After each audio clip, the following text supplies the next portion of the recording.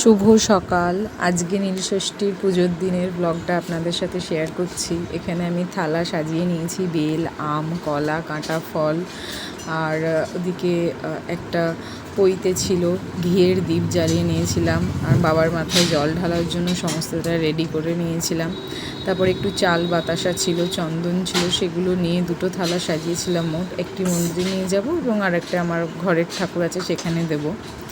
তো আমাদের বাড়ির সামনেই মন্দির আছে, তো ছোটো থেকে আমরা ওই মন্দিরেই পুজো টুজো করে ওখানেই মানে মায়েদেরকেও দেখেছি, আর আমিও যবে থেকে শুরু করেছি সেখানেই যাই। এই হচ্ছে সেই মন্দিরটা। তো এখানে বাবাকে পুজো করে নিয়েছি, তারপরে আমি যাব বাড়িতে। তো বাড়ির মন্দিরেও এখানে আমি নিজের মতো করে ছোট্ট করে একটু পুজো করে নিয়েছি।